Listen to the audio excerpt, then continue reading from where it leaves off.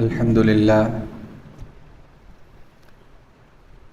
لله نحمده ونستعينه ونستغفره ونؤمن به ونتوكل عليه ونعوذ بالله من شرور أنفسنا ومن سيئات أعمالنا من يهده الله فلا مضل له ومن يضلله فلا هادي له ونشهد أن لا إله إلا الله وحده لا شريك له ونشهد أن سيدنا ومولانا محمدا عبده ورسوله صلى الله تعالى عليه وعلى آله وأصحابه وبارك وسلم تسليما كثيرا كثيرا. أما بعد فأعوذ بالله من الشيطان الرجيم. بسم الله الرحمن الرحيم. قد أفلح من زكاها وقد خاب من دساها. صدق الله العظيم وبلغنا رسوله النبي الأمين الكريم ونحن على ذلك من الشاهدين والشاكرين والحمد لله رب العالمين. سامعین محترم، اللہ رب العالمین کے بنائے ہوئے اس نظام میں ایک بات بنیادی طور پر بیان کی گئی ہے کہ اس نظام میں آنے کا ایک مقصد ہے، اس نظام کے بنائے جانے کا ایک مقصد ہے، اور اس مقصد کو حاصل کرنے کے لیے تمہارے پاس کچھ نہ کچھ وقت موجود ہے. اس کو فرمایا کہ خلق الموت والحیاء لیبلوکم ایکم احسن عملا، کہ اللہ نے جو زندگی اور موت کا نظام بنایا ہے، مقصد یہ تھا کہ وہ دیکھنا چاہتا ہے کہ کون اچھے اعمال کر کے آتا ہے. جہاں اللہ رب العالمین نے خیر کی چیزیں بنائی ہیں، خیر کے راستے بنائے ہیں، تو وہیں پر انسانی امتحان کو پورا کرنے کے لیے، اس کی آزمائش کو پورا کرنے کے لیے اللہ رب العالمین نے کچھ ایسی چیزیں بھی بنائی ہیں جن کا تعلق شر کے ساتھ ہے، جیسے کہ شیطان ہے، نفس امارہ ہے، بری خواہشات کے جذبے کا ہونا ہے. ہر انسان میں اللہ رب العالمین نے دونوں مادے رکھے ہیں، خیر کا مادہ بھی رکھا ہے اور برائی اور شر کا مادہ بھی اللہ رب العالمین نے رکھا ہے. تبھی تو امتحان ہے. اگر صرف خیر کا ہی مادہ ہو تو پھر امتحان نہیں ہو سکتا، وہ تو صرف خیر کے کام کرے گا. صرف شر کا مادہ ہو تو وہ خیر اس سے متوقع نہیں ہے، پھر وہ خیر کے کام نہیں کر سکتا کیونکہ صرف اس میں شر ہے. تو اللہ رب العالمین نے دونوں چیزیں انسان کو دی ہیں، خیر بھی اور شر بھی. ذمہ داری یہ لگائی ہے کہ ہدیناہ النجدین، ہم نے دونوں راستے دکھا دیے. اب تمہاری یہ ذمہ داری ہے کہ تم نے خیر کو اپنا کر آنا ہے، شر سے بچ کے آنا ہے. اس کو فرمایا قد افلح من زکاہا، جس نے اپنا تزکیہ کر لیا، اپنے آپ کو پاک صاف اور صاف ستھرا کر لیا. قد افلح، وہ کامیاب ہو گیا. اب سورہ شمس میں یہ جو مضمون بیان ہوا ہے، اس سے پہلے 10 سے زائد قسمیں اللہ رب العالمین نے اٹھائی ہیں. والشمس وضحاها والقمر والنہار، یہ ساری قسمیں اللہ رب العالمین اٹھا رہے ہیں. اور جملہ کیا فرمایا؟ قد افلح من زکاہا، کہ جس شخص نے اپنا تزکیہ کر لیا وہ کامیاب ہو گیا. اب تزکیہ کسے کہتے ہیں؟ بڑی آسان سی بات ہے کہ ایمان اور یقین کے ساتھ، ایمان کیونکہ تمام عبادات کے لیے، تمام نیکیوں کے لیے جو اکائی ہے جس کے ساتھ زیرو لگ کے وہ 10 اور 100 بنتا ہے، وہ اکائی ایمان ہے. اگر وہ ایمان نہیں ہے جتنے مرضی زیرو لگاتے جائیں تو وہ صفر ہی رہے گا، وہ 10 یا 100 نہیں بن پائے گا۔ تو ایمان کی حالت میں یقین کے ساتھ، یقین سے مراد یہاں پہ اخلاص ہے کہ میں یہ اچھا کام کر رہا ہوں، نیک کام کر رہا ہوں اللہ تعالیٰ کو راضی کرنے کے لیے، اس یقین کے ساتھ اللہ سے اجر و ثواب کے حصول کے لیے، اس یقین کے ساتھ۔ تو ایمان اور یقین سے یہ دو باتیں مراد ہیں۔ اب ایمان اور یقین کے ساتھ جس طرح انسان اپنی ظاہری صفائی ستھرائی پاکیزگی کا اہتمام کرتا ہے، اپنے باطن کی بھی صفائی ستھرائی پاکیزگی کا اہتمام کر لے، نفس کو پاک صاف کر لے، اپنی فکر کو صاف اور اجلا کر لے، تو کہا جائے گا کہ اس شخص نے تزکیہ حاصل کر لیا، اس شخص کا تزکیہ ہو چکا ہے۔ تو تزکیہ بنیادی طور پر جو بولا جاتا ہے انسان کا ظاہر و باطن ایک ہو جائے، جیسے وہ ظاہر میں اچھے اعمال کر رہا ہے باطن بھی اس کا اچھے اعمال ہی کہہ رہا ہے۔ باطن میں بہت سی چیزیں ہوتی ہیں، بغض ہوتا ہے، حسد ہوتا ہے، کینہ ہوتا ہے، ریاکاری ہوتی ہے، بخل ہوتا ہے، بزدلی ہوتی ہے، حرص کا لالچ کا ہونا ہوتا ہے، یہ ساری وہ چیزیں ہیں جو باطنی بیماریاں ہیں، یہ ظاہر سے نظر نہیں آتی، اس کا کوئی ظاہری عمل نہیں ہے۔ نماز ایک ظاہری عمل ہے، بخل کوئی ظاہری عمل نہیں ہے، بزدلی کوئی ظاہری عمل نہیں ہے، حرص و لالچ کوئی ظاہری عمل نہیں ہے۔ تو جو چیزیں انسان کے دل میں پیدا ہو رہی ہیں وہ بری خواہشات دب جائیں، ختم تو نہیں ہو پائیں گی، یہ بھی ایک اہم بات ہے۔ خواہشات ختم نہیں ہو سکتی، اگر ہم ختم کرنے کے چکر میں ہیں تو ہم ہمیشہ پریشان ہی رہیں گے۔ خواہشات عمر کے آخری حصے تک رہیں گی، اب وہ چاہے خواہشات حیوانی ہوں، شہوانی ہوں، وہ کسی طرح کی بھی ہوں، وہ عمر کے آخری حصے تک باقی رہیں گی۔ ہاں کرنا کیا ہے؟ اسلام تقاضا یہ کرتا ہے ان خواہشات کو، بری خواہشات کو مغلوب رکھنا ہے، اچھی خواہشات نیک خواہشات کو غالب رکھنا ہے، یہ امتحان ہے بندے کا۔ تو اس کو کہا جائے گا کہ اس نے تزکیہ حاصل کر لیا۔ اب جیسے بھوک مٹانے کے لیے ہم کھانا کھاتے ہیں، پیاس مٹانے کے لیے ہم پانی کا استعمال کرتے ہیں، کہیں دور منزل پہ پہنچنا ہو تو سواری کا استعمال کرتے ہیں۔ مقصد کہنے کا یہ ہے کہ چیزوں کا حصول اللہ تعالیٰ نے دنیا میں اسباب کے ساتھ جوڑا ہے۔ کوئی شخص خالی دعا مانگتا رہے کہ یا اللہ مجھے کھانا کھلا دو، میری بھوک مٹا دو، میں روٹی کو ہاتھ نہیں لگاؤں گا، بس آپ نے میری بھوک مٹانی ہے، دعا مانگتا رہے اسی حال میں وہ فوت ہو جائے گا تو وہ خودکشی شمار ہوگی۔ سب اس بات کو یقین مانتے ہیں کہ ہاں ایسا ہی ہے، کیونکہ جو اللہ نے اس کو حکم دیا تھا کہ روٹی حاصل کرو، اس کو توڑو، منہ میں رکھو، پیٹ میں ڈالو، بھوک ہم مٹائیں گے، لیکن وہ کہتا نہیں میں نے روٹی نہیں کھانی، بس میں دعا مانگوں گا، میری بھوک مٹنی چاہیے، تو سب کہیں گے یہ خودکشی ہوگی، جس کو بھوک کہتے ہیں، بھوک رکھ کے انسان فوت ہو جائے۔ تو جیسے چیزوں کا دنیا میں نظام ایسا ہے کہ اسباب کے اختیار کے بعد اللہ کا حکم آتا ہے، ایسے ہی یہ جو تزکیہ ہے اس کے بھی کچھ اسباب ہیں۔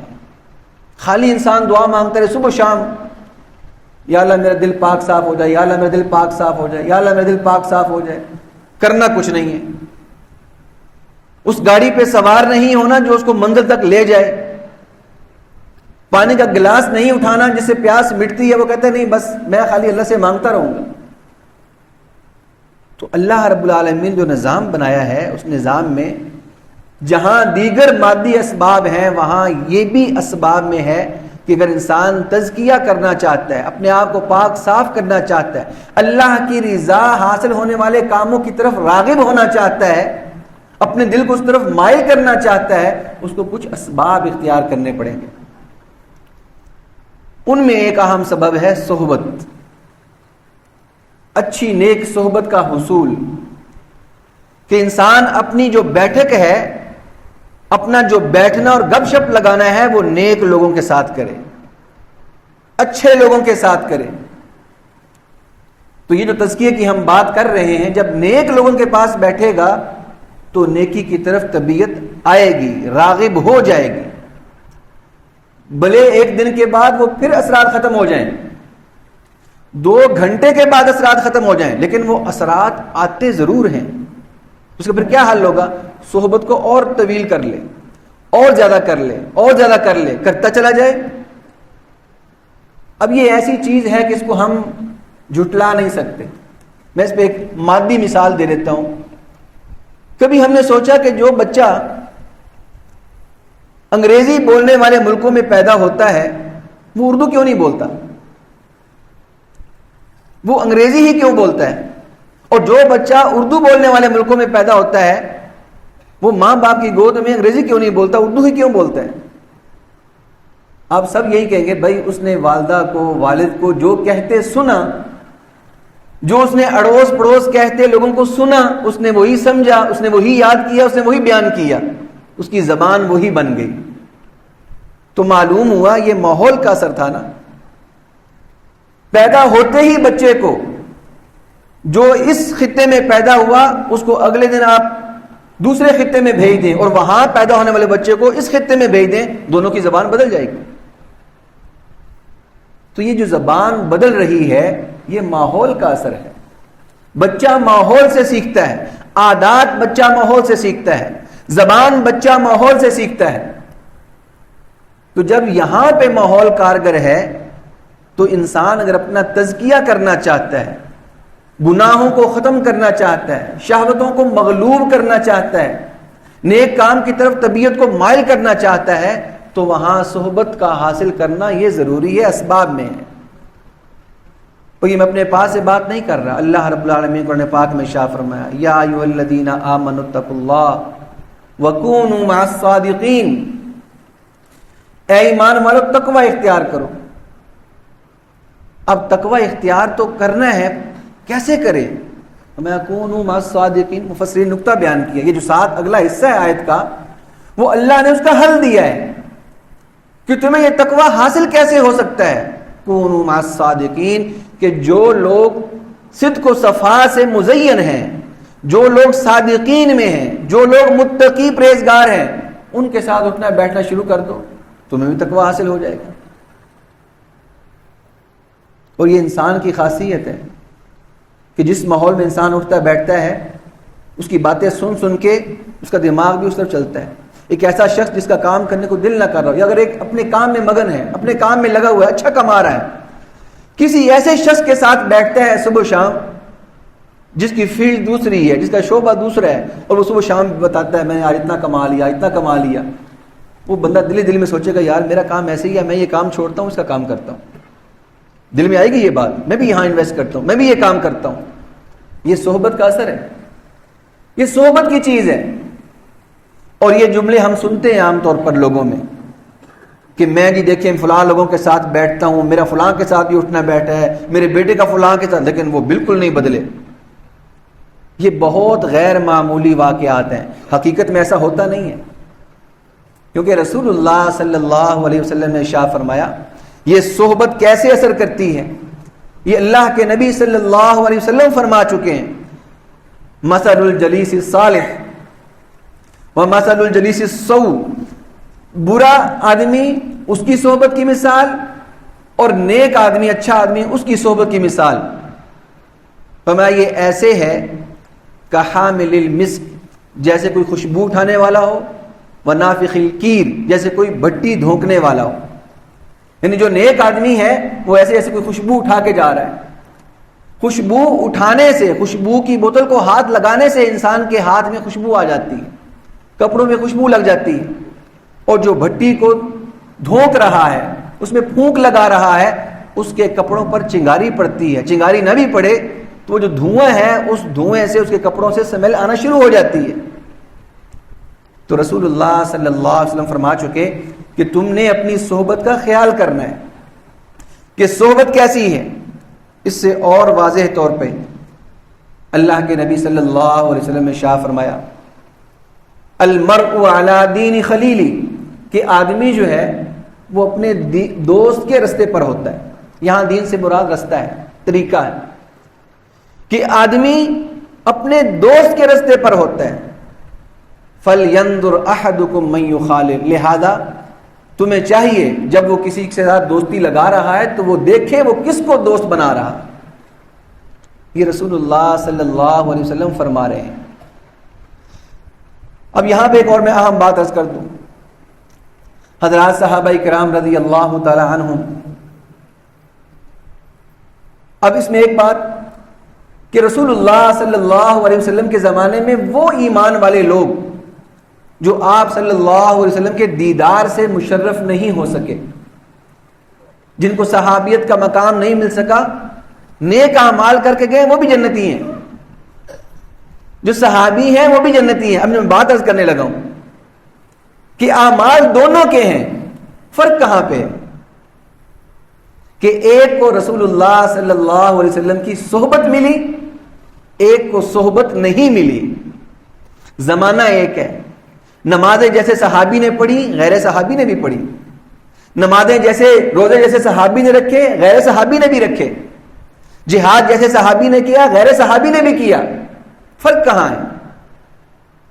کہ ایک کو رسول اللہ صلی اللہ علیہ وسلم کی صحبت میسر آئی ہے، صحبت میسر آئی ہے. صحابہ کرام رضی اللہ تعالی نمازی بھی تھے، وہ غازی بھی تھے، وہ زکوٰۃ ادا کرنے والے بھی تھے، وہ روزے رکھنے والے بھی تھے، لیکن کبھی آپ نے صحابی کے نام کے ساتھ اس طرح کے القابات نہیں سنے ہوں گے کہ بڑے نمازی تھے، بڑے حاجی تھے، بڑے نہیں. ایک ہی جملہ استعمال ہوتا ہے، صحابی رسول صلی اللہ علیہ وسلم. یہ ایک جملہ اتنا بڑا ہے کہ تمام تر عبادات پر غالب آ جاتا ہے. روزوں پر، نمازوں پر، تقوی و طہارت پر یہ ایک جملہ غالب آ جاتا ہے. اس سے بھی ہمیں صحبت کا، جو صحبت کی اہمیت ہے وہ سمجھنے میں مدد مل رہی ہے کہ صحبت کی بہت بڑی اہمیت ہے. اور یہ وہ موقع ہے، یہ وہ آج کے معاشرے میں ہم سستی برت رہے ہیں. ہم خیال نہیں کر رہے کہ میرے دوست کون بن رہے ہیں، میرا اٹھنا بیٹھنا کن لوگوں کے ساتھ ہو رہا ہے، میرے بچوں کا اٹھنا بیٹھنا کن لوگوں کے ساتھ ہو رہا ہے، وہ جلدی گھر آ رہا ہے، وہ دیر سے گھر آ رہا ہے، وہ راتوں کو کہاں رہتا ہے، کیا کر رہا ہے، کیا نہیں کر رہا. بس ہم خوش ہیں دوستوں کے ساتھ ہیں. وہ جو دوست اس نے بنا رکھے ہیں، رسول اللہ صلی اللہ علیہ وسلم نے شاہ فرمایا المرء علی دین خلیل، کہ آدمی جو ہے وہ اپنے دوست کے طریقے پر ہوتا ہے. جیسے دوست اس کے ہوں گے آدمی بھی ویسا ہی بن جائے گا. تو یہ بڑی نظر رکھنے کی ضرورت ہے. اب یہ جو نیک لوگوں کی صحبت ہے جس سے بڑے بڑے انسان کو مقام ملتے ہیں، یہ نیک لوگ ہوتے کون ہیں؟ کہاں سے ہم تلاش کریں؟ کس پر ہم یقین کریں؟ یہ بھی لوگوں کا سوال ہوتا ہے کہ آج تو ہر بندہ ہی کہتا ہے جی میں پیر ہوں، میں نیک ہوں. تو ہمیں دائیں بائیں دیکھنے کی ضرورت نہیں. رسول اللہ صلی اللہ علیہ وسلم جو تعلیمات لے کر آئے ہیں اس میں پہلی تعلیم قرآن پاک میں موجود ہے. اللہ رب العالمین نے شاہ فرمایا الا ان اولیاء اللہ لا خوف علیہم ولا هم يحزنون. یہ پہلی ان کے لیے بشارت ہے، خوشخبری اللہ کے ولیوں کے لیے کہ اللہ کے جو ولی ہوتے ہیں، اللہ کے جو نیک لوگ، اللہ کے جو مقرب اور پیارے ہوتے ہیں، لا خوف علیہم ولا هم يحزنون، انہیں آنے والی زندگی کے اعتبار سے کوئی غم نہیں، گزشتہ زندگی پر کوئی غم نہیں، آنے والی زندگی کے اعتبار سے کوئی اندیشہ، ڈر اور خوف نہیں. وہ کامیاب ہیں. لہم البشریٰ فی الحیاۃ، دنیا میں ہی ان کو بشارتیں مل جاتی ہیں. نیک لوگوں کا اللہ کے ہاں مقام اور مرتبہ ہے، ایسی بات نہیں ہے. آج کل یہ بھی ایک مضمون چل رہا ہے کہ نہیں سب برابر ہیں. سب برابر نہیں ہیں. رسول اللہ صلی اللہ علیہ وسلم نے شاہ فرمایا من عاد لی ولیا فقد آذنتہ بالحرب، جس نے میرے ولی کے ساتھ دشمنی رکھی میرا اس کے خلاف اعلان جنگ ہے. یہ معمولی جملہ نہیں ہے.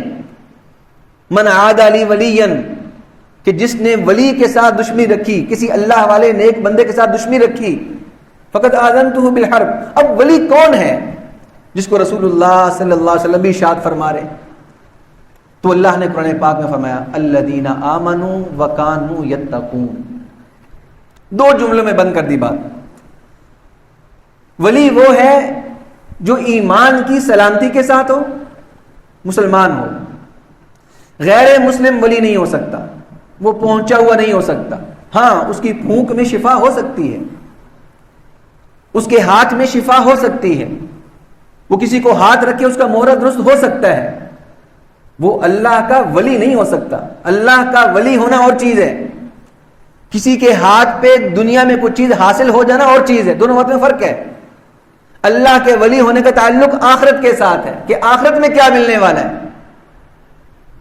تو الذین آمنوا، ولی کی پہلی شرط یہ ہے کہ وہ ایمان والا ہو، وکانوا یتقون، تقوی والا ہو۔ اب تقوی کیا ہے؟ بالکل مختصر تعریف، سادی بات، تقوی کا مطلب ہے گناہ نہ کرتا ہوں۔ نماز چھوڑنا گناہ ہے، اگر وہ نماز نہیں پڑھ رہا، کہتے جی میری تو مدینے میں نمازیں ہوتی ہیں، پڑھتے ہی نہیں یہاں پہ، ہماری نمازیں بہت اونچی ہوتی ہیں، یہ اللہ کا ولی نہیں ہے۔ روزہ نہیں رکھتا، گناہ ہے، اللہ کا ولی نہیں ہے۔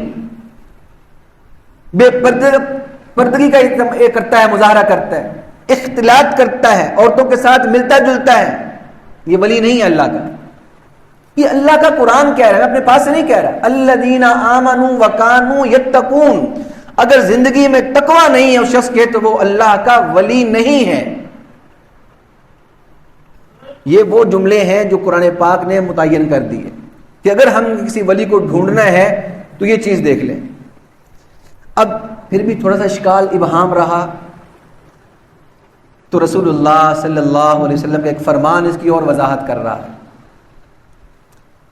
حضرت اسماء رضی اللہ تعالیٰ عنہ فرماتی ہیں کہ رسول اللہ صلی اللہ علیہ وسلم نے ارشاد فرمایا، خیار عباد اللہ الذین، کہ اللہ کے بندوں میں سے بہترین بندے،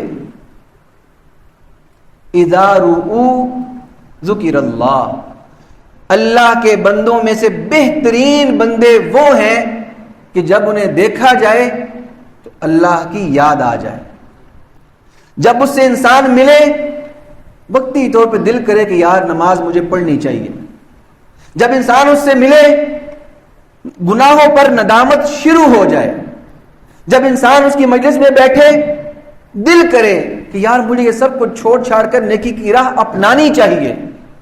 یہ اللہ کے نبی صلی اللہ علیہ وسلم نے ارشاد فرمایا کہ جب تم انہیں دیکھو اللہ تمہیں یاد آ جائے تو یہ ولی کی پہچان ہے۔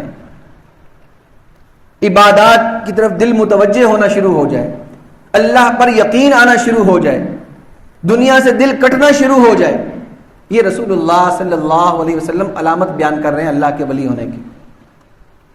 تو ان لوگوں کے ساتھ ملنا، ان لوگوں کے ساتھ اٹھنا بیٹھنا کرنا، جو کہ آج کے معاشرے میں یہ بھی ایک پروپیگنڈا ہے کہ نہیں کوئی ضرورت نہیں ہے۔ ہر محکمے میں، ہر جگہ پہ، ہر گروہ میں اچھے لوگ بھی ہوتے ہیں، برے لوگ بھی ہوتے ہیں، لیکن ان چند برے لوگوں کی وجہ سے وہ پورا محکمہ برا نہیں ہوتا، وہ پورا ادارہ برا نہیں ہوتا۔ ایسے ہی اگر کچھ کیسز ایسے سامنے آ رہے ہیں کہ جنہوں نے اپنی دنیا چمکانے کے لیے یہ غلط لبادہ اوڑھ لیا، لوگوں کو انہوں نے پھر بعد میں ذلیل و رسوا اور خوار کیا، تو اس کا یہ مطلب نہیں کہ اللہ والے ہوتے نہیں ہیں۔ ہم نے پہچاننے میں غلطی کر لی، کیونکہ ہم نے کیا کیا، جب ہم نے ڈاکٹر کے پاس جانا ہوتا ہے ہم 10 لوگوں سے مشورہ مانگتے ہیں، اچھا بھائی کون سا اچھا ہے، کچھ اسپیشلسٹ بتاؤ، نہیں کوئی بڑی عمر کا بتاؤ، نہیں اس کے پاس لوگ زیادہ آتے ہوں، کس نے علاج کروایا، 10 بندوں سے مشورہ لے کے پھر ہم جاتے ہیں کسی میڈیکل اسپیشلسٹ کے پاس۔ لیکن دین کا معاملہ ایسا ہے، جس کے چہرے پہ داڑھی دیکھی مولوی گل سننا، اس کو ہم نے مولوی سمجھ لیا، اب اس سے مسئلہ پوچھیں گے، اس سے بات کریں گے، اس کا کوئی عمل ہوگا اس کو سیدھا مولوی کی طرف منسوب کر دیں گے۔ بات کیا تھی، اس کے چہرے پر داڑھی تھی، اس نے پگڑی باندھ رکھی ہے سر پہ، بھلے اس نے کلچر کی وجہ سے باندھ رکھی ہو، اس کی ثقافت کا حصہ ہو، ہم نے اس کو مولوی بنا دیا۔ مولوی کیا ہے، اللہ والا کیا ہے، الذین آمنوا وکانوا یتقون۔ اپنا ظاہری حلیہ کوئی بھی بنا سکتا ہے، کوئی مسخرہ بھی بنا سکتا ہے، لیکن حقیقت یہ ہے کہ جس کا دل بدلا ہوا ہو، جو قرآن و حدیث کا صحیح فہم رکھتا اور بیان کرنے والا ہو، جو اس کو آگے لوگوں میں ارشاد کرنے والا ہو، جو صحابہ کرام رضی اللہ تعالیٰ عنہم کی روایات کو لے کر چلنے والا ہو، جو دین کے اندر انقطاع پیدا نہ کرتا ہو، دین کی وہی بات کرتا ہو جو 1400 سال سے چلی آ رہی ہے مسلسل استقلال کے ساتھ. کوئی نئی بات کرنے والا وہ نہیں ہے, کوئی اپنی تحقیق پیش کرنے والا نہیں ہے وہ, کیونکہ دین روایت کا نام ہے. دین سائنس نہیں ہے کہ آج تجربہ کچھ اور ہو گیا, کل تجربہ کچھ اور ہو گیا. دین میں جتنی روایت مستحکم ہو جائے گی اتنا دین مضبوط ہوگا, اور جتنی روایت کمزور ہوگی اتنا دین کمزور ہوگا. تو اللہ والوں کی پہچان کر کے ان کے پاس بیٹھنا, ان کی صحبت سے فائدہ حاصل کرنا, یہ نہ صرف انسان کی اخروی نجات کے لیے ضروری ہے بلکہ دین اسلام کی تعلیمات میں بھی ضروری ہے. رسول اللہ صلی اللہ علیہ وسلم کے اقوال میں بیان کر چکا ہوں کہ انسان کو نیک صحبت اختیار کرنی چاہیے, اور نیک صحبت میں اللہ نے قرآن پاک میں اعلان کیا الاخلاء یومئذ بعضهم لبعض عدو الا المتقین. قیامت کا ایسا منظر ہے کہ ساری دوستیاں ختم ہو جائیں گی, سب دوستی یاری بھول جائے گی بندے کو, ہاں الا المتقین, متقی لوگوں کی دوستی باقی رہے گی. الا المتقین, متقی وہاں بھی آپس میں دوست ہوں گے. اور یہ وہ دن ہوگا یعض الظالم علی یدیہ, جس دن انسان, ظالم انسان, ناشکرا انسان اپنے ہاتھ کاٹے گا اور جملہ کہے گا حسرت میں یا لیتنی اتخذت مع الرسول سبیلا, کاش میں نے رسول اللہ صلی اللہ علیہ وسلم کے طریقے کو اپنایا ہوتا. یا ویلتا لیتنی لم اتخذ فلانا خلیلا, کاش میں نے فلانے کو دوست نہ بنایا ہوتا. یہ اللہ نے قرآن پاک میں فرمایا. اس دن انسان کہے گا کاش میں نے فلانے کی صحبت نہ لی ہوتی, کاش میں نے فلاں کو دوست نہ بنایا ہوتا. تو اس لیے اچھی دوستی رکھنا, نیک لوگوں کے ساتھ دوستی رکھنا یہ ضروری ہے, شریعت مطہرہ کا حکم ہے. اللہ تعالیٰ مجھے آپ کو تعلیمات اسلامی پہ عمل کی توفیق عطا فرمائے. وما علینا الا البلاغ المبین.